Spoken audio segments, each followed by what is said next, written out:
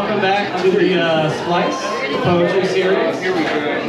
If you're an academic, this is the fall series. I think it's called Phenom Fall in Name Only. It's not actually cool or breezy outside. The leaves aren't changing colors. Oh, the grass is just burning on your yard. So that's it. We've got a wonderful set of poets this evening.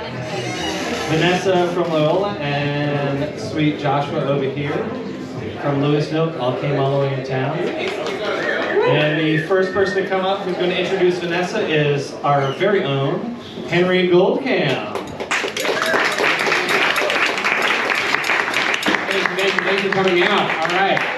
First up, we have Vanessa Saunders. Okay. If Vanessa Saunders, the Flat Woman, winner of the 2023 FC2 Innovative Fiction Prize, were to have a soundtrack, it might lead off with Modest Mouse's 2000 dystopian groove, Tiny Cities Made of Ashes, if you'll entertain me. I got it. So we're drinking Coca-Cola. I can feel it rolling right on down my throat. And as we're heading down the road towards tiny cities made of ashes, I'm gonna get dressed up in plastic, gonna shake hands with the masses. Oh no. Indeed, Saunders' world here is one of ashes everywhere. On hands, on dead seagulls that constantly fall from the sky, on salad plates, smeared on windows, lawns. Yet the source of the burn is inexplicable, shrouded. This lack of cause and the relationship of effect mirrors the seeming non-immediacy of climate change. The subtext here is one of science, a new field of research known as agnotology, which studies the production of zones of ignorance and how the damages of quote-unquote progress are made invisible, how the finitude of the earth has been historically denied. Here in this novel, however, is a world in which the animal kingdom comes back for its crown. Birds occasionally plummet from the sky into the knuckles and necks of its denizens, seeking revenge upon humans for climate disaster, which is propagated by the puppet government, aptly named Pops Cola. The acronym source never revealed, though undoubtedly an allusion to Coca-Cola, the world's #1 generator of plastic pollution. According to The Guardian, for what it's worth, it's pumping out 200,000 bottles a minute, which amounts to 3 million tons of plastic a year. Human-sized glass bottles decorate Saunders' ashen country, shiny idols to its casual consumerism. Certainly outrage at such an unjust and helpless situation is a natural response. Yet, as the title The Flat Woman suggests, Saunders crafts her nameless woman protagonist as flat, nondescript, like the other minor characters that are defined only by their roles. Mr. Teacher, Mr. Boss, Mr. Manager. Seeing as how quote-unquote flat is such a dirty word in the polished rooms of workshop, Saunders takes risk in rendering her characters as essentially devoid of emotion as the world they inhabit. But she pulls it off in what I consider an inversion of John Ruskin's so-called pathetic fallacy, that type of personification in which the spillover of sentimentality is splattered onto the weather or landscape or climate. Instead, the woman embodies the stress points of nature throughout the novel as birds try to crawl from her throat. The ocean sways in her stomach. Wind blows through her veins. And, quote, all her thoughts have sewage on them.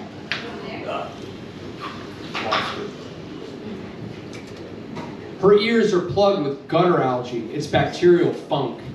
At its pinnacle, the animal illness in her is released, a mysterious ailment which includes the emergence of feathers and vagina dentata and auditory hallucinations, yet the ailment transforms into a kind of supernatural power, one in which the guise of individual, ethnocentric, species-specific selfishness turns into one whole entity. For to reject the pathetic fallacy and human emotion is to bind all life forces on Earth.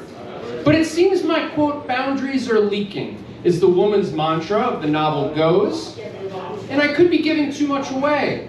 Just know that this feminist experiment is in league with other extraordinary contemporaries, such as Danielle Dutton's Sprawl, Joanna Ruocco's Dan, Jenny Vall's Paradise Rot, even Yoko Tawada's Memoirs of a Polar Bear, in which the third generation talking polar bear is raised by an environmental activist in order to force the world to think more seriously about climate change. Coca-Cola, as you might remember, used polar bears in various ad campaigns dating back to 1922. The most recent tagline for those was, quote, "Always Coca-Cola," which is to say, all things plastic, as pollution becomes so ubiquitous as to clog our streets, our oceans, our bloodstreams. The final lyric of that Modest Mouse song, does anybody know a way that a body could get away? The question goes unanswered. Everyone, Vanessa Saunders.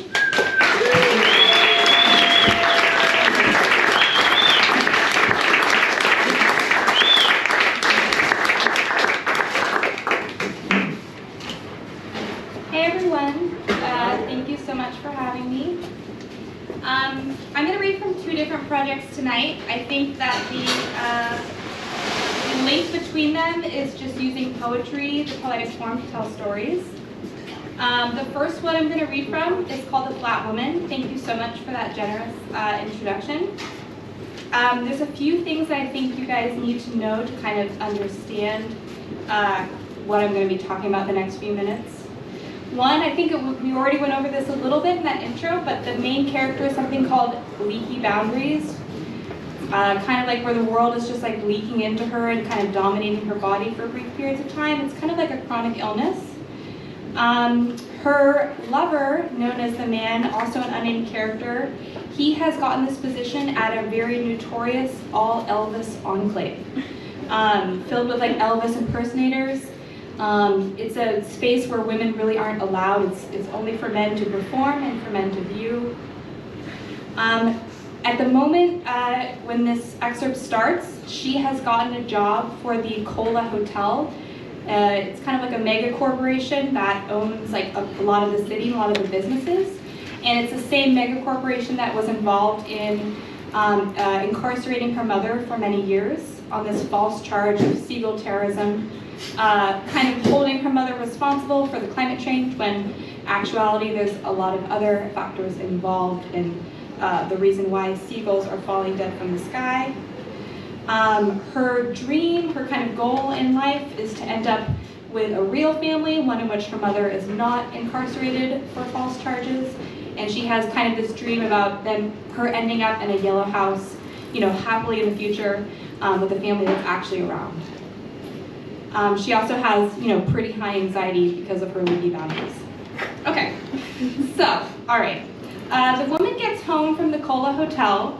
In their studio apartment, the man is dressed as Elvis. An Elvis wig that grows wild at the crown. A yellow lei made of plastic blossoms. The man is gazing at himself in the long mirror. She emerges from behind his reflection. His eyes flick past her balled-up Cola uniform in her hand. Moving backwards, he says, "You and I live in a different world."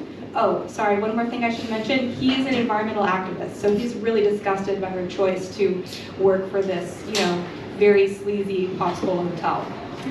This makes her want to shout. She stays put, the building breaking feeling, inside a gloss stare, focusing on the man's pearly white buttons, the tiny thickets of air on her eyebrows, little patch growing disorder.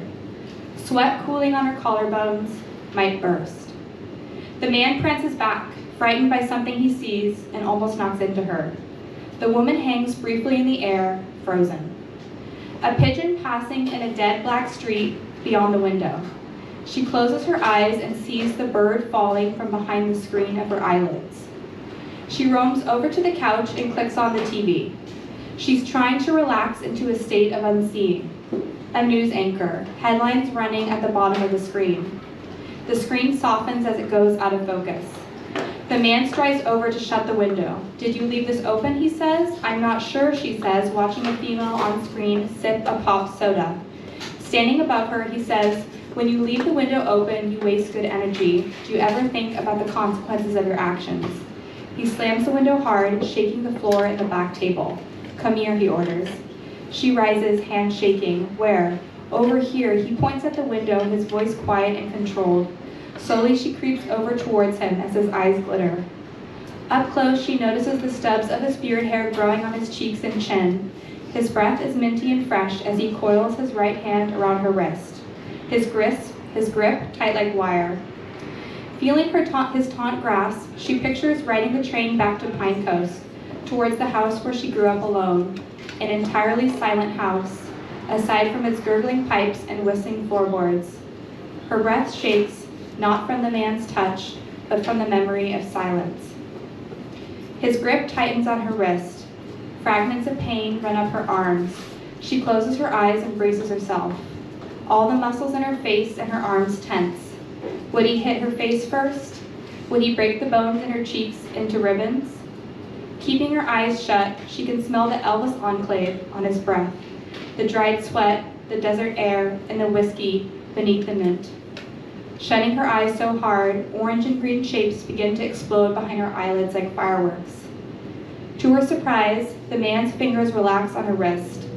The slivers of pain recede from her arms. His hand loosens, then drops away.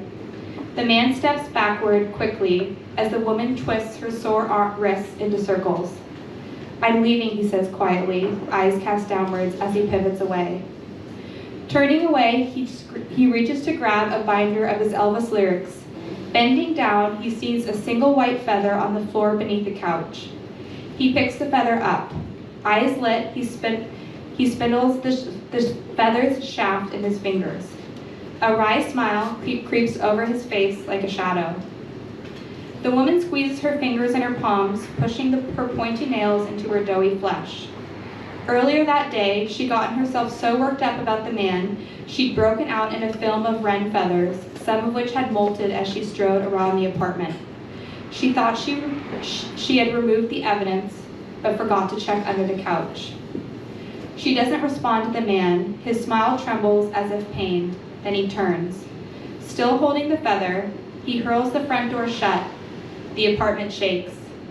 His boots thud quietly down the shared hall of the complex. Inhale. She counts to 4 and absorbs the room around her. The man's white jumpsuit, rumpled, strewn across the arm of the couch. Petals from his Hawaiian lay on the floor alongside crumpled pages of song lyrics. His soda cans and burrito wrappers stuffed underneath the coffee table. The feelings that register in the woman are slow to rise to the surface. Hearing only what silence allows you to observe. The clock on the wall ticks, the water rushes through the pipes, her cell phone dings on the table. Outside, a cow moans. She hobbles into her bedroom, off balance, then she lays down. At the end of this movie, she spreads herself on top of their bed. There is a yellow house near the sea. There has to be. She closes her eyes and pictures it. 2 nights, and the man does not come home. On the second night, she slips out the door of their new apartment. She catches a yellow cab and rides it to the all Elvis enclave. "No women allowed," a sign tacked to the fence reads.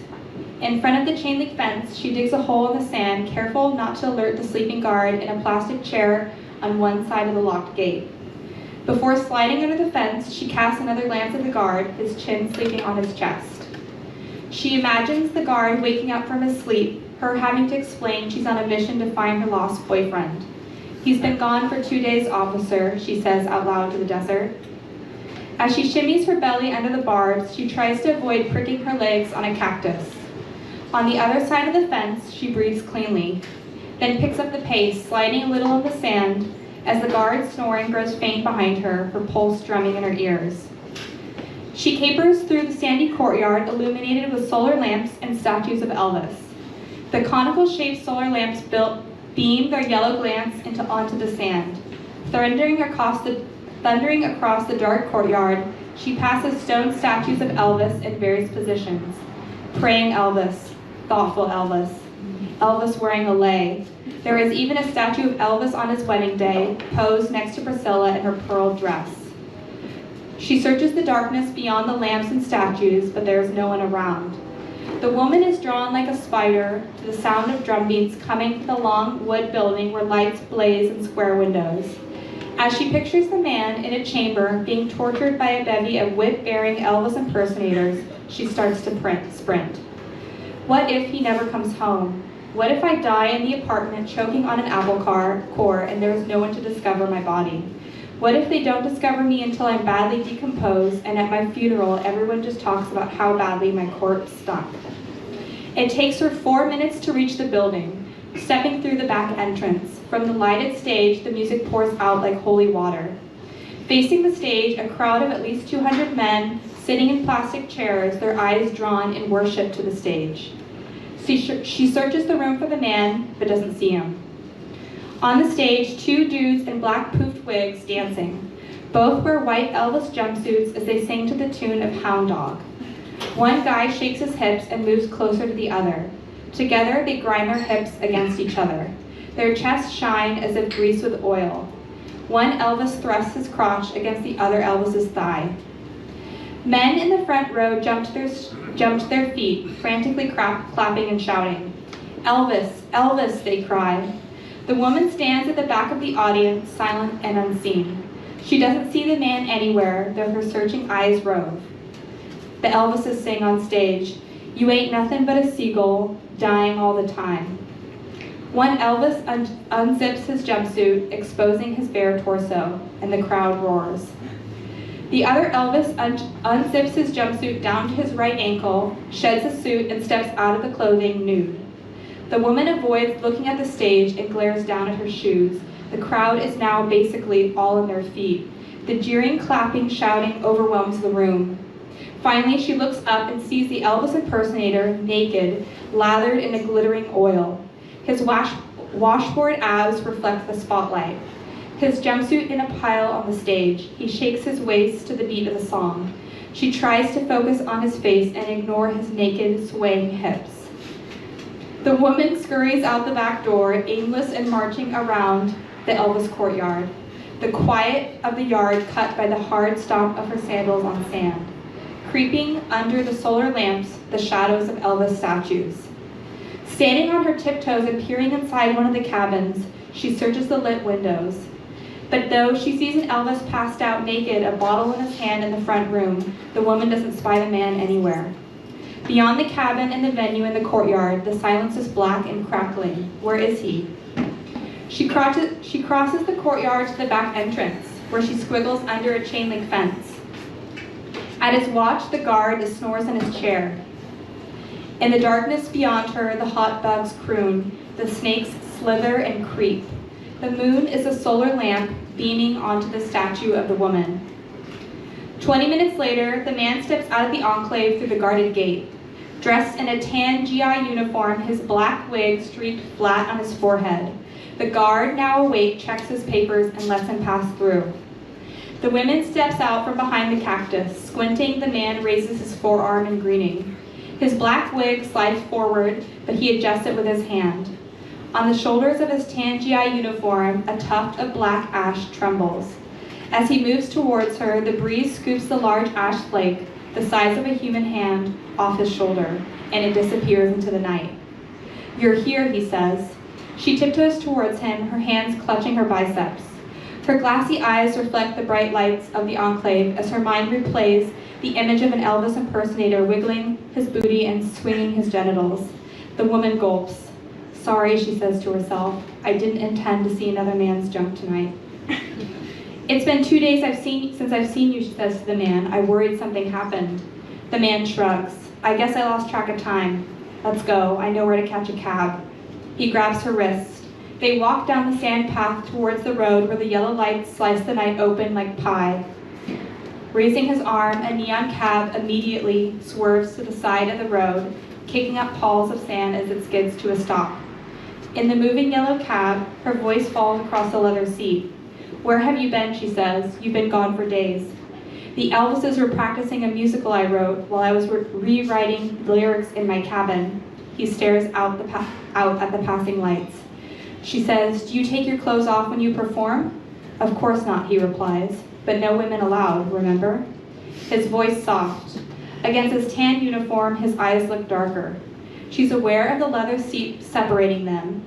The headlights from a passing cab are piercing white. "You didn't watch any of the performances tonight, did you?" he asks. "Of course not." When she swallows, she feels like she's choking on glass. Good girl. He pats the top of her head. Reaching across the space, she puts her hand on top of his hand and he inches closer to her. By the way, I decided I want you to call me by my new name, he adds, the King. Her eyes, gleaming in fear, connect with his own. She recognizes no one in them, just pure, unadulterated blue, marred by a spot of black. As the image of the naked, dancing Elvis plays and replays over and over, she looks down at her free hand, trembling against the taxi seat. As the scenery changes from darkness and shrubs to city scrapers and streetlights, the silence drifts and flakes between them. Her thoughts seize and twist. She clenches her teeth. She starts to count the number of skyscrapers they pass, immediately starting over when she reaches 20. 20 was a safe number, easy to multiply, divide, and put back together. 20 was a safe number, unlike the man's eyes. The man asks the woman to tune into his radio interview, so she downloads the show onto her laptop. Interviewer: thank you, Elvis number 2225, for coming in to talk with us at 101 Pirate Radio FM. We want to know what inspires your art. The man: like a battery, I get charged by the violence of the natural earth, as well as the government's refusal to act properly. To name the real enemy, you could say. My creative glands get so tickled by all of this, I start to salivate all over the page. Interviewer: what concerns you most about our government's handling of the climate crisis? The man: our government is more concerned with the profits of corporations like Pops Cola than the livelihood of its citizens. Many of us feel broken and defeated by the awareness of the corruption that surrounds us, yet we feel powerless to alter our situation. At this moment, our system is unable to manifest the energy to rehabilitate itself. So, how do you find pleasure in times as grim as these? The man: well, I'm someone who has lost much, so pleasure has been fickle or fleeting, I guess. The interviewer: but how do you manage to come by it? The man: I've never been good at maintaining a relationship with myself or with pleasure, but I am most fulfilled when I am Elvis, in tight leather pants, shaking my hips on the stage, hearing my lyrics reach a receptive all-male audience. In this position, I found the most freedom, but I suppose because I am pretending to be someone, my pleasure is artificial. Interviewer: do you think there is such a thing as genuine pleasure? Man: yes, but it is in danger of going extinct. Please explain.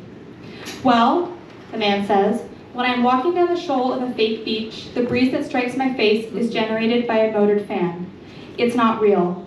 The sand beneath my boots, it's plastic, as fake as sitcom dialogue or friends on social media. And this is the direction we're heading in if we don't attempt to mend our habits. There will be no real pleasure left, no sea to ride, no green curve in the hills. When no natural world remains, all pleasure will be virtual. Interviewer: would you like a tissue? The man: no, those aren't real tears. I've developed an allergy to my Elvis wig. The interviewer: well, we are so grateful to speak with you, and we want to mention that you are presently dressed as Jailhouse Rock Elvis in our basement studio today. The man: thank you. Thank you very much. Okay, so that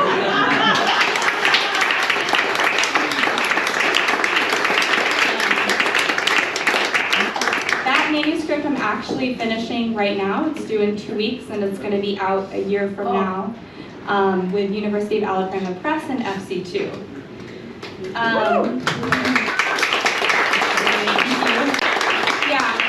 I worked on that for a long time, and I think at certain points in the years of writing it, I was like, maybe the government is actually going to do something about climate change, and this book will be completely irrelevant. And unfortunately, that hasn't happened. So the book is still relevant. Okay, so my next project is called Don't Tell the Trees. This is a bit of a long poem. It's a bunch of prose poems, but they're all interconnected. And it tells a story about a family tragedy. It uses kind of found language to create a voice that's really inauthentic. I think this project is really about the ethics about writing about other people and the commodification of grief and trauma. Was it suicide or was it murder? If he's dead, does it matter? The drugs will help. Take 2 every night for the pain, said the detective before he ran away. You think you are dreaming, but you don't wake up. Every morning is exactly the same. You got stung by a butterfly. In broad daylight, check the accounts, wildflower. If they are in trouble, they will call. But he was too drunk to drive, so he swam to where the levee broke. We drowned that whole summer. Officer, I thought the light was green. Frankly, my dear, he was too high, lost control. Can't remember my mother's name, Achoo. You came all over the fiction, but this body is a museum of decay. He showed the cartographer his sarcophagus, which lay beneath the denim shorts he never took off. If he is in trouble, he will call. You are so American, she said, which is to say, I no longer believe in the government, I claimed victoriously. Then we fell ill like a married couple. In my dream, you had returned home and were standing above me. I had a dream someone called me and I didn't pick up. When I woke up, we were Frenching. Press me into a pretzel shape, press this button to add a tip, read a eulogy you don't mean, pack up the house and move on. Pick up after him, then linger through the empty rooms after you take your insides together. Write a self-help book. Can you hear me now? Good. Yes, he jumped from the bone-red bridge, doing wheelies on your cranium. Blood spilled across the surface of the ocean. What if all the clues led me to the sea? How do I proceed? When the only visible light was shining from the suspect's eyes, we felt a palpable brooding in the darkness as we turned to glance one time at the house. I have a dream. We sat there as if televised, totally drained of color. The detective loses his bag of drugs in the bushes, only to find the suspect running from the scene. A bullet, frozen in mid-air, stops before the victim's forehead, paused, then plunged into the Pacific, losing time in the form of breath. You came home to find them sitting on the love seat. In your memory, their faces are blank. In the television script, this poem freezes the bullet mid-air. Then the pistol discharges the remaining white pills onto a pillowcase. After he splashes into the Pacific, the audience gasps, alternating between despair and amusement, and his performance receives 5 out of 5 stars. Your umbrella of emotions spilled across the kitchen table. A diamond of light, wielded according to instructions, can function as a sword.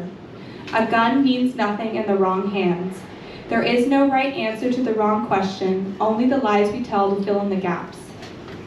In the dead heat of the night where my thoughts become white lies, when the seasons hum in my body like a delicious song. If diamonds are a girl's best friend, why does the suspect turn into dust every time we turn on the television? Why does the detective hide behind a shield of paperwork? 5 years before he died, a woman was stabbed to death on the roof of his car. For days, all I heard was static, and despite all my champagne, I could not smell the ocean. A family is like a secret, if it breaks. She scratched your face out of every photograph. Shh, don't speak. You know it is a lifelong process. It impacts every organ, every muscle, every bone, every note in the song. A string once plucked cannot stop quivering. Buried somewhere deep in the body, grief is ineffable. Every member of the family tucked into their own black cocoon. A garden variety of darkness, like a shout that shrivels into a wide, dark room where no one can perceive the distance between the walls. And it rises to the surface of my skin, like the mantle of a wave, roaring and relentless on certain days. Most of the time, we cannot accept what is unacceptable, and the song goes on. His voicemail message was silent, only the coo of the suspect's breathing, shooting blanks inside the family secrets which dissolve in a matter of hours, only to reappear in a different form, more toxic yet impossible to wash off. A white residue appeared on the back of the victim's body. Perhaps, the detective speculated, a product of a crushed white pill. The answer is long, but I am not a brave heart. I am the long road leading towards the family home in the dark. How all the objects were packed away. The lid of a coffin shuttered. You can make a home out of whatever you have. A broken walkie-talkie, a rusty car part. Opiate. The word is cruel on the tongue, like the boy who walked into geometry on ecstasy and everybody clapped. Now a white pill lies on the tip of my tongue. On the 1st of June, the detective finished his monologue before a cliffhanger of applause, driving away the sinking feeling you've left something behind. At his eulogy, a bottled blonde brandished a bag of boxed wine, then everybody screamed. In designer hats and diamond necklaces caught in the dust. Words mean nothing in the wrong hands. He placed a gun to his head and paused on the 1st of June, that sinking feeling. Forgive me. Forgive me for the wrong words. Forgive me for the cruelty and the negligence, the selfishness and the busyness. Forgive me for blowing cigarette smoke outside cracked bathroom windows, for not listening. Forgive the white pills and the broken rules, the smoke and the curfews, fistfights, word fights, insults, the blue puppy barking on the porch. Forgive me for not listening. Forgive me for telling her not to worry. I sucked the gun until I tasted the bullet with my throat. His body blued in the morgue. Out of a group of 11 boys, only 6 lived long enough to call themselves men. A real man does not choke on his soup. A real man sneezes into the wastebasket and says he's sorry. Our high school principal used to stand on the rooftop during lunchtime, searching the hills with his binoculars. Every now and then, he spot a cloud of marijuana smoke. The day you died, you could not get any opiates, a come down and impulse. Upon your death, Ken ransacked your apartment, and when you soared to your watery death that day in June, you took a piece of us with you. The ash of his remains fit inside a blue urn the size of a cat's suitcase. Did you know, after your lungs and your heart stop beating, your brain continues to function for several minutes? Death is a failure of the body to perform according to expectations, a failure of the institution to protect him, a failure of society to enslave the body. A car doesn't break down suddenly. You know its dissolution is gradual, a lack of maintenance, symptoms ignored, miles traveled and empty. They say that boredom killed him, not despair, not grief, but underwhelm. A feeling the life we're living is not the life for us. In a full-out war, I would ascribe loyalty to neither party, but sit on the sideline loyally with my champagne. Us versus them, the healers versus the sick, the addicts versus the enablers. A spectator doesn't have a voice or a face, and people do let you down. In the heat of the forest, I turn to the blankness of pills, which reminds me of my parents' faces. That orange love seat we torched on my birthday, years after the fact. By that time, our feelings had finally rose to the surface of our skin, and we actually had the decency to weep. The day the police showed up at our door, she couldn't stop screaming. They had to give her a white pill to calm her down, which she swallowed without water and lit the end of her wand, sipping on smoke until she had no more thoughts. By the time I arrived at the house, there was no one home. The audience, bored with the protagonist's ineffective grief, gives the show a low rating. So the father puts a gun to his head and pulls the trigger, blasting his brains onto the white wall of his bedroom. Instantly the sound gets swallowed from the stage. In the Arctic, nothing real lives. Imagine a world built on that kind of depravity. The audience, sufficiently entertained, claps. In the movie version, her family appears above the daughter's bed as halogen flickers. In her hallucination, they converse. Then a strange man tucks her hair behind her ear and sings her a lullaby before the detective discharges the remaining white pills onto her pillowcase. If you condense this Holocaust into art, there will be consequences. To write a book, an author lies, knowing there will be applause. The mind, unable to cope with the world, invents. And in order to cope with the world, the mind deceives itself. The author fibs effectively, knowing the consequences. Forgive me. Forgive me for the truth in its affects, the suffering in its performance, for the exploitation and the immiseration. Forgive the hallucinations and the suicides, the natural and spontaneous deaths, all the distortions, things blown out of proportion. Forgive me for surviving. Forgive me for living well. Forgive me for lying in this story. All right, that's it.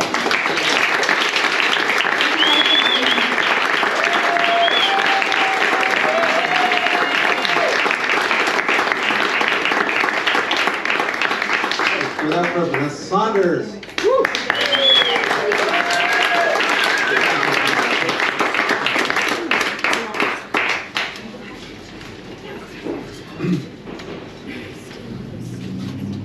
V. Joshua Adams Poetics is a literary ancestor of Cervantes.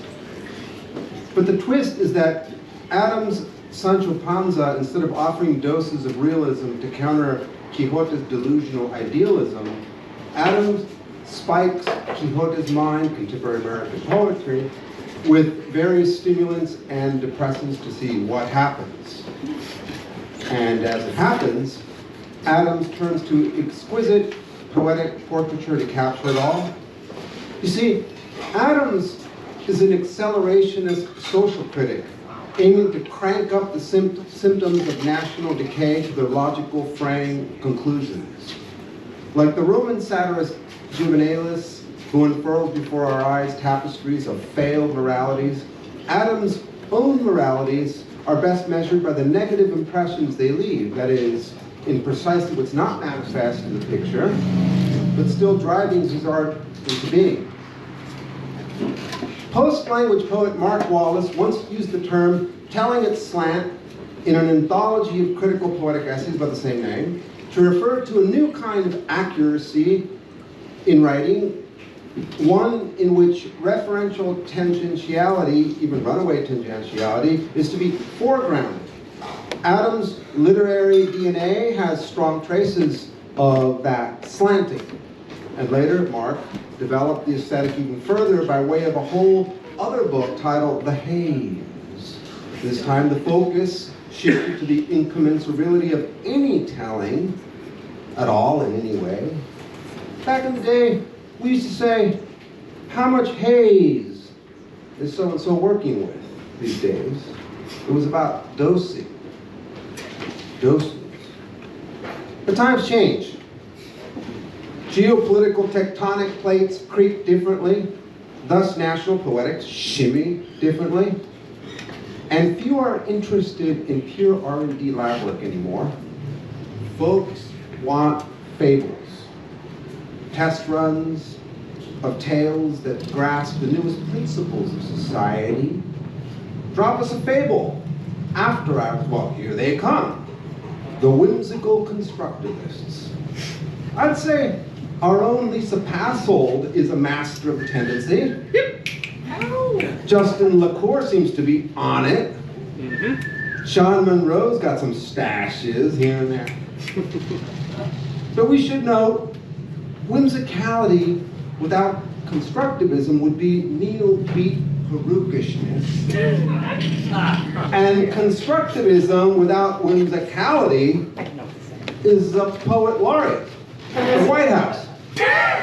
Another way to say this is whimsical constructivism is a quadratic. Lives in a quadratic like this. Language of fables, fables of language. That's why I'm calling V. Joshua Adams Poetics, as evidenced by his upcoming book, Past Lives, whimsical constructivism. A new approach to poetic effectivity. Randy at the level of symbolism, but buttoned up in terms of beginnings and endings. Post-line was in retrospect too hazy for the normies. In Adams' Past Lives, hilarity is ripped from the jaws of social dissolution. The volume's 49 poems dazzle us with the rare combination of reliable unreliability of topicality coupled to the internal persistence as regards the boil down of culture. What is it? But the most thingy part of Adams' writing, we distinguish each other by thinginess, is how it scales movements in North American geopolitical decline down to fireside frisky chats. I'd say Monterrey, Nuevo León, Mexico might be a good place to run the program, Josh chat too, given the level of post-infrarealist activity down there. But a good beta run, here is what we're in for. We have not opened up a Vegas line for how much Flarf ancestry might be detected tonight. We have not launched an active search for a Wallace Stevens statuette in metro area thrift stores. We have, however, recruited a generous assortment of aesthetic quantum entanglement disentanglers here tonight to assess the situation. And we most certainly, after the bio, welcome this fabulous fabuloso to the stage. V. Joshua Adams is a poet, translator, critic, and scholar. Work of his has appeared or is forthcoming in Allium, Annulet, the Bennington Review, the Brooklyn Rail, Chicago Review, Posit, the Los Angeles Review of Books, Literary Imagination, and elsewhere. His first book of poems, Past Lives, will be published by JackLeg Press in 2024. He's also finishing a critical book on skepticism and impersonality for Bloomsbury Studies in Philosophy and Poetry. Please welcome Joshua Adams.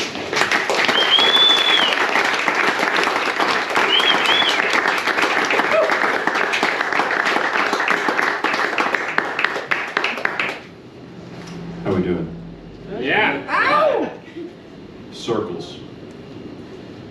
They sent me to school in the great forest, planted by the timber company, where each morning the chaplain would pray to the trees. There was a river somewhere, but I was afraid to go down to it on account of the color of the water, menacingly clear, as though all the silt and leaves and branches and rocks had no real contact with anything. Things sat or floated on. That was it. Nothing mixed. I usually couldn't find the river anyway, and was always getting lost in the woods, until the wardens came galloping on their Arabians to bring me back for my punishment of competitive knitting. I never won, or even made a hat or scarf I would not be too embarrassed to wear, and so when winter came, I was not only chastened but chilled. That's when you found me, staring at the stopped clock, and showed me the way out. A ritual where we locked the door, turned up the halogen lamps, and stared at each other until we decided which swimsuits most flattered our blanched bodies, high-cut one-pieces or string bikinis. The parrot helped too, from his roost in the common room, even if he only said things he had been trained to say. What color? Be good. Wanna go. Wanna go.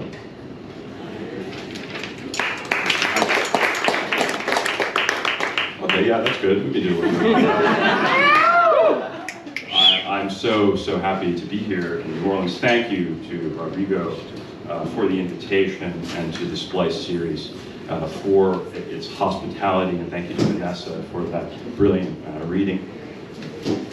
I'm reading to you from this manuscript, Past Lives, which will be published just about 11 months from now. Pre-orders in April. And Past Lives is a book, I can't really match Rodrigo's introduction, but what I say is it's a book of lyric poems that are wary of lyric poetry and that are also wary of their own wariness. Nautical maps. In the basement, we queued for our tickets. Things had been tough since the mandolin players broke the fingers of the ukulele players. Management had let the place go, water rejoiced on the seams of the plaster, and the chatter of the bilge pumps kept breaking into the lulls in our conversation. I decided I needed to enlist to serve my country in the war on desert. It's tough work each day, being mostly righteous, but subtle about it. Something had stared long enough to go blind. That's when it became a good idea to be sound. The captain didn't know where I could make a difference. He suggested I might try being an altar boy, but this didn't sit well with my wife. Beaufort, South Carolina is a small, picturesque town in my memory. A girl who lived there was once the person I most wanted to resemble. She had red hair, tending to pomegranate, and there were seashells tastefully arranged on the shelves of her living room, not to mention the nautical maps, painted with sailboats full of philanthropists and the otherwise insured. They were wearing too much red for my taste, but my taste doesn't count. I haven't been on a sailboat since the 90s, when I dropped a widget overboard into New York Harbor, and the Coast Guard renewed an interest in my uncle's career as a smuggler of rare birds. This isn't meant as a cautionary tale, strictly speaking. A lot of people have past lives they are covering up. For example, I was once an Episcopalian. I know, the embarrassment of it is really too much. I went for the singing mostly, but this is of course what everyone says. I went for the singing, like they didn't have a choice in the matter.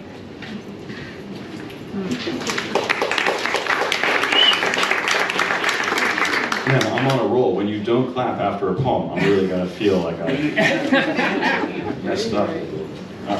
The tropes. Grandmother was doing her CrossFit routine. Her dogs were in, so I played fetch with the ugly three-legged mix. He looked eager for a friend, but the bastard bit hard enough to draw blood. What do ye know who would fain conceive the inner life of beasts, offered the handyman, as he stripped mildew from the patio furniture with lacquer remover and an angry sponge. Wrapping my wound in the bathroom, I admired the photograph of the banded butterfly fish and the jet silk screen of a bearded man with a long cigarette whose smoke made a speech bubble that read, "All you need in life is tremendous sex drive and great ego." I dressed for dinner at the dead man's house, where guests clustered around the edges of the topaz pool. Aspirational catering, aspirational jazz trio. A couple from Memphis had opened a dispensary, and the librarian from Waco was tracking down set lists of his father's funk band. Somebody won a scholarship to study meritocracy. One therapist said to the other therapist, "That's just his repressive moralism talking." I was only there to exchange my life, but each time I gave it away, it came back stretched. The party dissolved in a game of hide and seek among the palms. Beside the cemetery gate, two young women in crocheted overalls tossed glowing hoops over the Southern Cross. No sign of the dead man's grave, so I walked to the bodega and bought a beer and an egg and cheese sandwich. I never eat much at functions. They bore me. And eating when you're bored is a dangerous thing, like imagining a future as good as the past.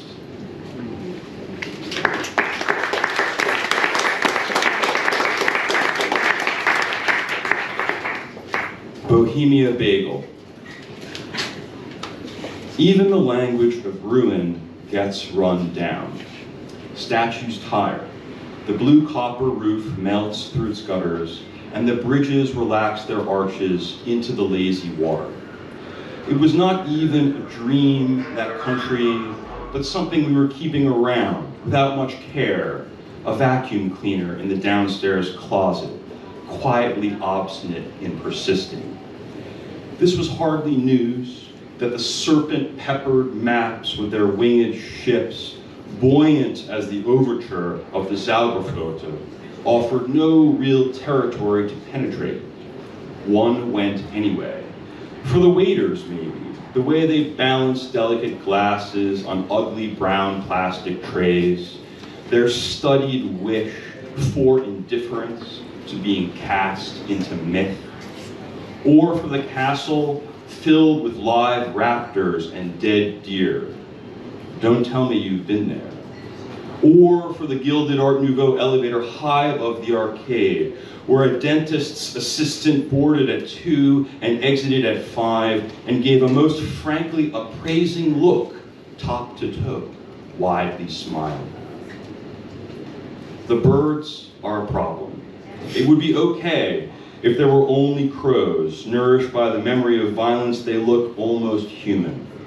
We can handle them with latex and antidepressants. It's the others, the quick, small, and melodious, and the big, fierce, swooping shadows, beloved of the dead gods. They practically wring the word beauty from our faultless throats, stealing the breath we were going to use to polish our sunglasses with our shirts, and then say dishonestly, yes, I've read it.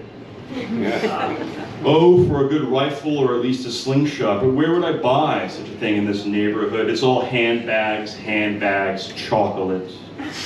Get used to gratification, say the windows with their laser-etched logos. Gratification is here to stay. It is not going anywhere. How embarrassing. Someone hands me a pamphlet.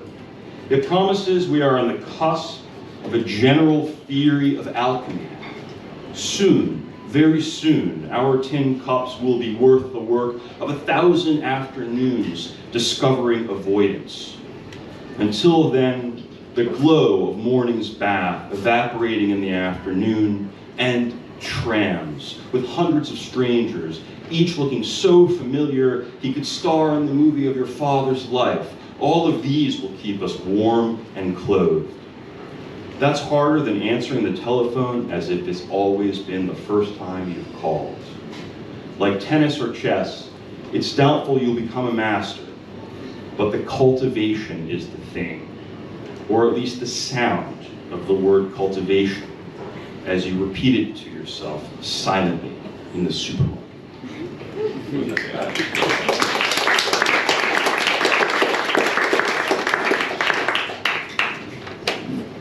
Rodrigo mentioned Wallace Stevens, and I shared this poem with another poet recently on Twitter, and she said, wow, where did that come from? And it came out of reading Stevens. Missing the forest for the forest. Everything useful had been requisitioned to suppress the rebellion in the laboratories. Researchers were assembling copies of ready-mades out of funnels, burners, and flasks. And nakedness like that, sometimes it's enough to make people pause. Police called headquarters and asked for the chief art historian in residence. There might be something to save in the decor. The chief convened a committee formed in the wake of the last insurrection, but the committee, saddened by their experience with the recent restoration, did not know if they had permission to give.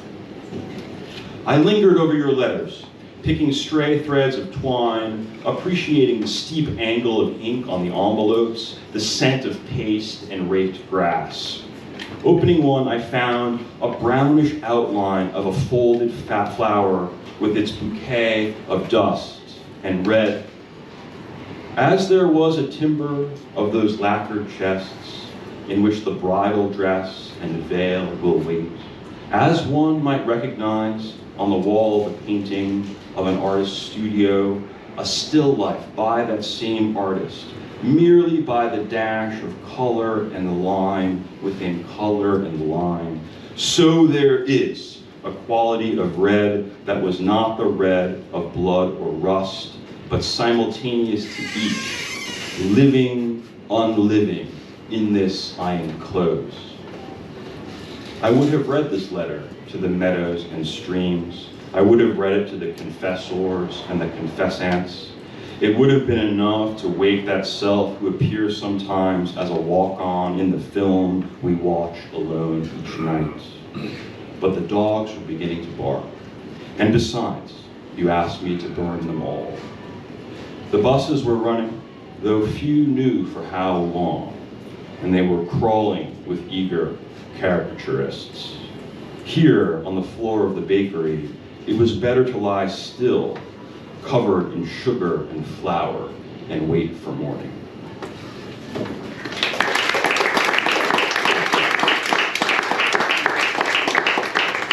Is there water anywhere? Is there water?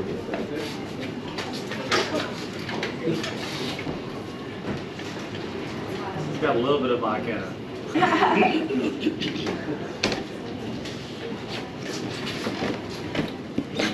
You said there was vodka in this? Just a touch. I hope so. Enough so there's no bacteria. Autocorrect. I am waiting to be called as a witness for the prosecution in the trial of my upbringing. The courtroom fills up. There is the piano teacher, neck ropey with veins, the housekeeper who fell in the pool, the wax pate of the smiling headmaster. There is the coach with his tightly curled beard, and the coach with his clean shave and sunglasses. The priest moves somewhere in the back. I catch sight of green and gold, smell his aftershave. Kids are running around. Jay with a puffy black eye I gave him when he made fun of A. There's A herself, grinning shyly out of a blonde halo, just like she did from the back of her father's Camaro. College roommates in the balcony banging on pots and pans. There's that one girl I never called back, and a few that I shouldn't have. Are they rolling their eyes? Down in the front with their dogs sit my folks, looking concerned. How dear my upbringing is to them.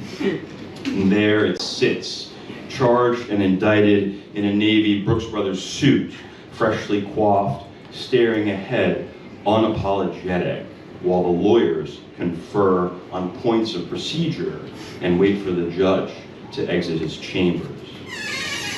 Everyone's a little preoccupied, so I light right the hell out of there to get some air and find my wife. She said my upbringing was not her concern, that she would wait for me at the Vietnamese place, maybe take in some sights. Seems it's rained recently. The city hums, shaking off moisture, purposeful and optimistic. People with briefcases walk briskly through shallowing puddles and stop at street vendors for pretzels and coffee. School children pile off the bus and into the park under a soaring constable sky. Someone's busking. Coins ruffle cash in the guitar case. Everything functions as it should now, even the newspapers, where on the front page I see a story about reasonable people getting along.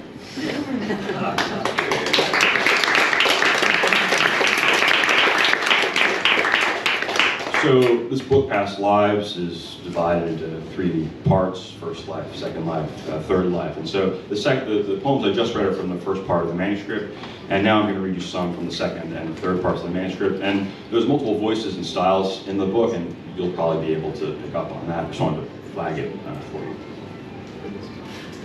This poem is called Ever More About. At last we were safe in the woods. The now of the blades at work made the swaying sound of bees overhead, attentive to husk. Our bare feet brushed. What we held was enough this to hide the trail of our rust, furrowed by rain, open to jonquil, here and here. Feverish beds pleat dusk with mellow science. They see us there cut round the stems at suck. So we crawl on, praising our hands. Windshield bright night blinds, yellow shorts, white thighs, fluorescent trails singe themselves. Closets ring, proverbs carve a desk and mime a cry. Breathe to train my beat to yours. To say you think unless. Nights on the feast of St. Bartholomew, we go down to the ruined amphitheater and make love on the grassy proscenium. You whisper, the disease you get in this book depends on your literacy. Some persimmons roll out of my bag. We sit on stripped marble, eat in silence, wince. A long way off, there's an apocryphal war, headless torsos made of glass.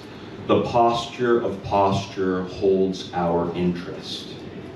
Murmured vows people the clover. I rise from the bed, only to find you have turned to ash.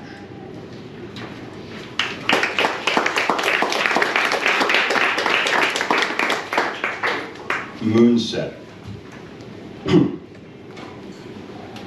Easel, edged in vinyl leaf, precipitate this flesh on blame. Come, arrow, Come, vain. Come, slips and cleat and chains. Come, stucco, numb. Suck in what can be sown. Today, a rain so absolute dunked marble into cloud. And the infant piles into a neck, wet where base meets deck. Scattered through the hillside grove, thoughts of you evaporate, sense in an elastic sun. Shadows tell no time but this, canvas tents, corrals of chain link fence, soot, puddles, sneakers, antennae. These fix in eyes that spurn the day to sweep noiseless through abandoned rooms.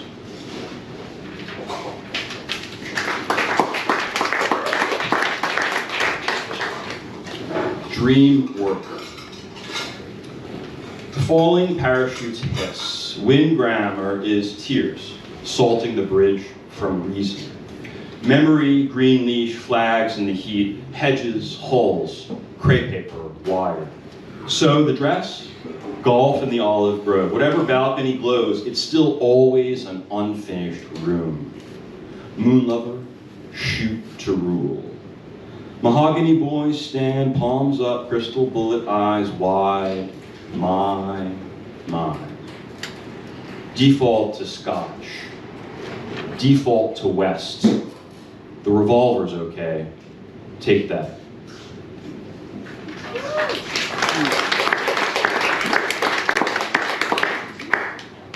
How are we doing on time? Doing okay? As much as you like.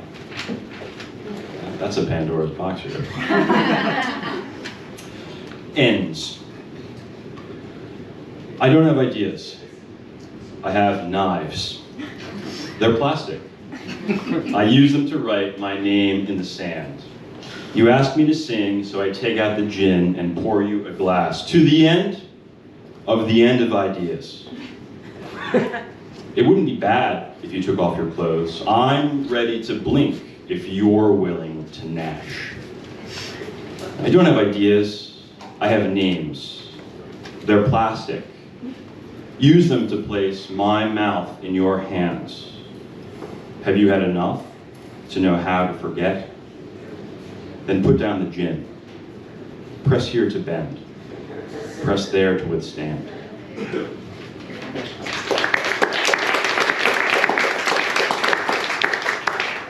Confidence man. Twist the stipple plate of glass into the sun. The arms around your neck abate. Their grip is wind on water. I see the silhouette aground. A mastless ship peeling in wheat. Tar abscess where the captain's chair should be. Usez mais n'abusez pas stamps along the pen. Prokofiev was here tonight again with his lieutenant's woman's lips. Fortune rips what future sows, he said. The flies anesthetize themselves. Seagulls circle styrofoam.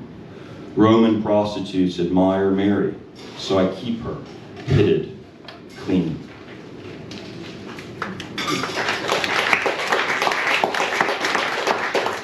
It's good I had a cup for that one. Okay, letter to the Corinthians. Walking alone in Chinatown, I had a true epiphany of your ass. It was something I could trick with my tongue like a creed.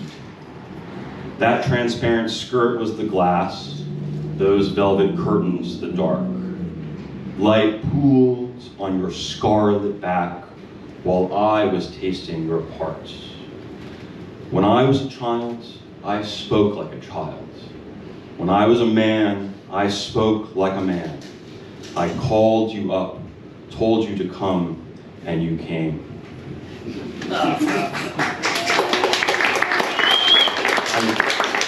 I'm going to hell for sure for that one. But like, I don't know, maybe a couple of you will be there with me, so it'll be okay. Yeah, it'll be a party. Dora. She came into the room wearing a pale blue fleece robe. I took it off, and blue went everywhere. Into the figurine of the Virgin on the bookshelf, the potted pansies on the porch across the street. The white sheets in the mid-morning sun were glazed near blue themselves. Veins braced ankle and wrist, reaching up from under breasts, shoulders, clavicles, up from under glassy skin, the whole scaffold on display. I had been reading The Sea in the Mirror while waiting for her to decide what to do with me. The first question she asked was, who reads Auden anymore? Her chest and neck were warm, but her hair, still wet, threw off a chill. I picked up a ripeness under synthetic and went to it. Holding her hips, I thought, was she an heiress? Had she run away to avoid marriage to a sensitive but boring athletic type? Were we inside of a novel? And if so, was I a character or merely the narrator? At the concert last night, a boy in the crowd kept shouting, Omaha, Omaha. I could have killed him or kissed him. You pick. Dora had a sophisticated take on the Israeli-Palestinian conflict, on Kashmiri food, on modeling and not modeling, on things I cannot remember except for her mastery. Munich is clean like a cage, she quipped. Fingers rake hair and grip. The second question she asked was my name.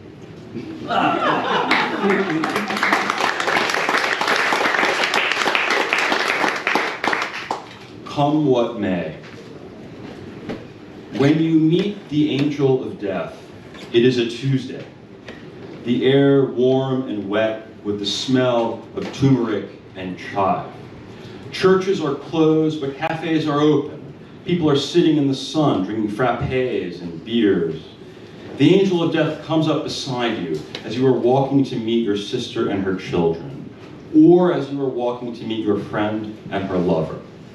You know it is the angel of death by the lightness of the hand as it touches your shoulder, the distance of the voice that begs pardon, the whiteness of the teeth, and the orderly silver hair. The angel of death asks you for directions to the place you are already going, and falls into step quietly beside you for a time, remarking on how the street has changed, the unpleasantness of the heat. Frustrating not to let on that you know, but it is necessary for hope that you do so.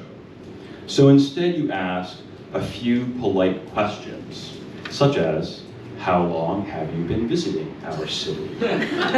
Where are you staying? Will you remain long? To which the voice gives decorous, vague replies. Now you are sweating a bit in the heat and the sense, and also chilled with death thoughts, hopscotching through things you did and did not do, learning the trombone, traveling to Africa to take photographs of people already taking photographs, falling for someone wrong the right way. You arrive at your destination. There is your sister and her children. She looks tired as ivy on a fountain. There is your friend and her lover. What is it like waking to each other now? A hand on your shoulder again, light as a dried leaf. The angel of death says, thank you for guiding me, and walks away.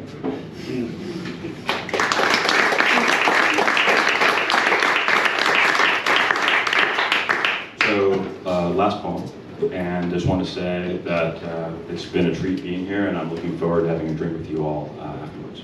Woo. The way out is the way through. It's dawning now in the green afternoon light. You've been mistaken for someone else. Look around. The street is empty and silent. Houses in their motley of potted flowers and hanging ferns salute each other like old veterans. A lizard scrambles the tile of a Juliet balcony under trompe l'oeil blue. Nobody's fooled.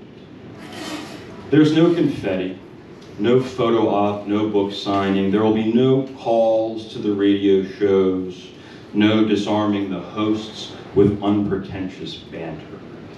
Obviously, schools, street signs, and plaques are out of the question, since there will be no scandal followed by a sufficiently contrite interview with a tough but tender anchorwoman. You know the one who wrote the book about being raised by nuns. Hardest to accept will be the lack of encomia delivered by rivals, grudgingly offered to their biographers long after your death. Most days you just ask unanswerable questions to audiences too streetwise to believe there are no answers. And when you are not doing this, you are peeling ginger or dusting the bookshelves or washing the household underwear, or taking mountains of boggy cardboard out to the sticky bins. There on the ground, you find the wonderfully spherical nest with one small sandy egg still inside. How long can it last? No, it's already gone.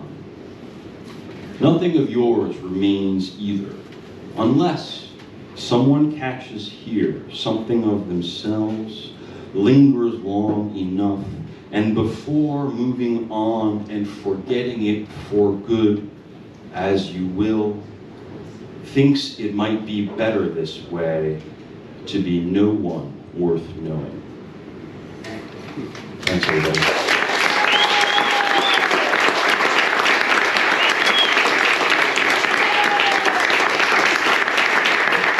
Keep it going for B.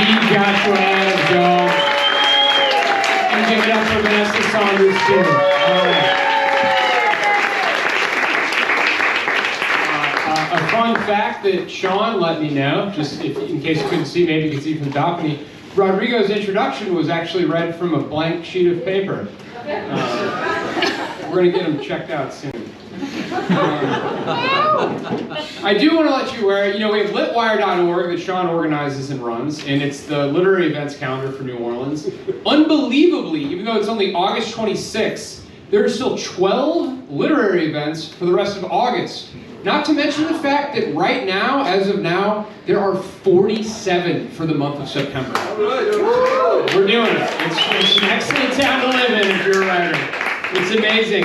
I, for some reason, was holding, Adams and Saunders' works in my head at the same time, and I ended up with these sort of closing remarks. And I'd say, let's say it's sort of in the vein of Yusuf Komunyaka's Ode to the Maggot, if you know that poem, that some of us might.